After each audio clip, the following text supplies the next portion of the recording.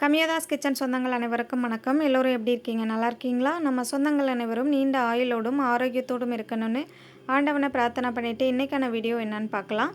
இன்றைக்கி north Indian ஸ்டைலில் ரொம்ப டேஸ்டியான ஒரு மசால் பூரி எப்படி வீட்டிலையே செய்கிறது அப்படிங்கிறத தான் பார்க்க போகிறோம். ரொம்ப டேஸ்டியாகவும் சிம்பிளாகவும் நம்ம செய்து காமிச்சிருக்கோம். என்னதான் இது நார்த் இந்தியன் டிஷ்ஷாக இருந்தாலுமே தமிழ்நாட்டிலையும் ரொம்ப ஃபேமஸான ஒரு ரெசிபினே சொல்லலாம். பானிபூரி, மசால் பூரி, காளான் இந்த மூணுமே ரொம்ப எல்லாத்துக்குமே ஃபேவரட்டான ஒரு ரெசிபி. மழைக்காலங்களில் அல்லது ஈவினிங் டைமில் தள்ளுவண்டி கடைகளில் இதை சாப்பிட கூட்டம் அலைமோதும். அந்தளவுக்கு டேஸ்டியான ஒரு ஃபேவரட்டான இந்த மசால் பூரியை எப்படி வீட்லேயே நம்ம ஹெல்த்தியான முறையில் செய்து சாப்பிட்லாம் அப்படிங்கிறத தான் இந்த வீடியோவில் செய்து காமிச்சிருக்கேன். அதுக்கு ஒரு மிக்ஸி ஜார் எடுத்துக்கோங்க. ஒரு கைப்பிடி அளவு கொத்தமல்லி இலைகள், ஒரு கைப்பிடி அளவு புதினா இலைகள், 4-5 துண்டு இஞ்சி, 3 பச்சை மிளகாய், கூடவே ஒரு 5லிருந்து 7 பல் போல் பூண்டு, 2 பெரிய வெங்காயத்தை 1 பாதியமாக கட் பண்ணிவிட்டு சேர்த்துக்கோங்க. கூடவே ஒரு கைப்பிடி அளவு பொட்டுக்கடலையும் சேர்த்துக்கோங்க. பொட்டுக்கடலை நம்ம ரெடி பண்ணுற குழம்ப நல்லா திக்னஸ் ஆகி கொண்டு வரும், அதுக்காக சேர்த்துக்கோங்க. ஒரு 2 மீடியம் சைஸ் தக்காளியும் 1 பாதியமாக கட் பண்ணிவிட்டு நல்லா ஃபைன் பேஸ்ட்டாக அரைச்சி எடுத்துகிட்டு வந்துடுங்க. இப்போ ஒரு கடாயில் 4லிருந்து 5 டேபிள் ஸ்பூன் அளவு ஆயில் சேர்த்துட்டு நம்ம அரைச்சி வச்சுருக்கிற பேஸ்ட்டையும் சேர்த்து ஒரு முறை கலந்துக்கோங்க. இப்போ இது கூட நம்ம மசாலாக்கள் சேர்க்க போகிறோம். தண்ணி சேர்க்க வேண்டாம். ஜாரை அலசிட்டு நம்ம அப்புறமா தண்ணி சேர்த்துக்கலாம். இப்போ இது கூட 1 டீஸ்பூன் அளவு தனி மிளகாய்த்தூள், 1/2 டீஸ்பூன் மஞ்சள் பொடி, 1/2 டீஸ்பூன் சாட் மசாலா, 1/2 டீஸ்பூன் சீரகப்பொடி, 1/4 டீஸ்பூன் சோம்புத்தூள், 1 டேபிள் ஸ்பூன் அளவு உப்பு, 2 டேபிள் ஸ்பூன் அளவு தனியாத்தூள் அதாவது கொத்தமல்லி தூள், 1 டீஸ்பூன் கரம் மசாலா. இதை எல்லாமே சேர்த்துட்டு நல்லா கலந்துக்கோங்க. இந்த மசாலாக்கள் சேர்க்கும் போது ஸ்டவ்வை லோ ஃப்ளேமில் வச்சுக்கோங்க.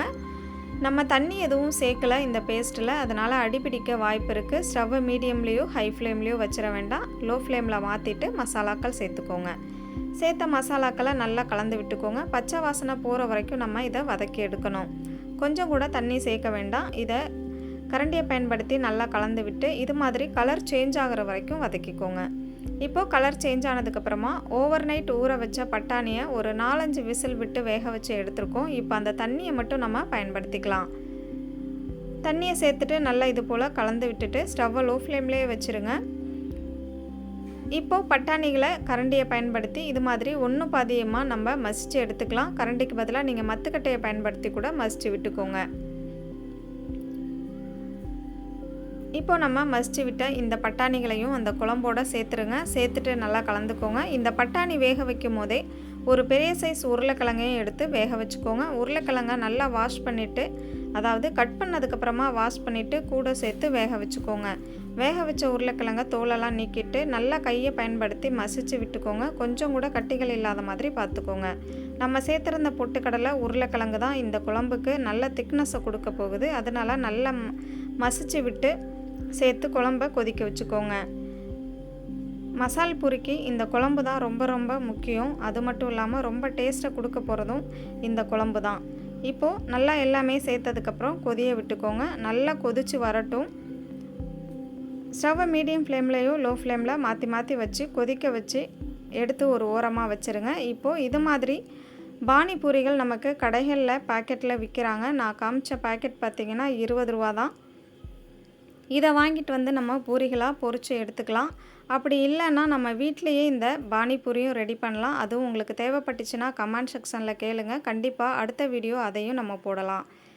இப்போது சேர்த்துட்டு கரண்டியோட பின்புறத்தை பயன்படுத்தி இது மாதிரி கலந்து விடுங்க. அப்போ தான் எல்லாமே ஈவனாக ஒன்று போல் வெந்து வரும். அதாவது நல்லா பொரிஞ்சு புஷ்ஷுன்னு உப்பி வரும்.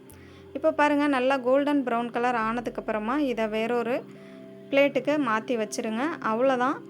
இதே ஆயிலில் நீங்கள் பொரிக்கு பதிலாக அவுள் கூட பொரித்து எடுத்துக்கலாம். நான் அப்படி தான் அவுளை பொரித்து எடுத்துருக்கேன். கூடவே கொஞ்சம் கார்ன் சிப்ஸும் பொரித்து எடுத்துக்கோங்க. நம்ம இந்த பானிபூரி பொரித்த ஆயில் ஹீட்டாக தான் இருக்கும்.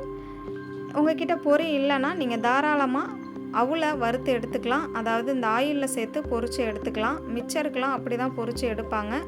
பொரியை விடவே நம்ம இந்த அவுள், அதாவது பொரித்து எடுத்த அவுள் ரொம்ப டேஸ்ட்டாக இருக்கும். பாருங்கள், இந்த மாதிரி நான் பொரித்து எடுத்து வச்சுருக்கேன். இப்போது தேவையான அளவு பானிபூரி அப்புறம் மேலே நம்ம ரெடி பண்ணி வச்சுருக்கிற குழம்ப ஊற்றுங்க. கொஞ்சம் போல் அவுல் சேர்த்துக்கோங்க, கொஞ்சம் போல் கார்ன் சிப்ஸை சேர்த்துக்கோங்க. கூடவே கேரட், அப்புறம் பொடிசாக கட் பண்ண வெங்காயம். பாருங்கள், நம்ம ஆம்லேட்லாம் போடுறதுக்காக வெங்காயம் நல்லா பொடிசாக கட் பண்ணுவோம்ல, அது மாதிரி கட் பண்ணிக்கோங்க. கேரட்டும் நல்லா ஃபைனாக சாப் பண்ணிவிட்டு இது போல் சேர்த்துக்கோங்க. கடைசியாக பொடிசாக கட் பண்ண கொத்தமல்லி இலைகளையும் சேர்த்துட்டு ஒரு 2 கரண்டி போல் குழம்பு சேருங்க. சேர்க்கும் போது பட்டாணியோடு சேர்த்து விடுங்க. அவ்வளோதான், டேஸ்டியான மசால் பூரி ரெடி.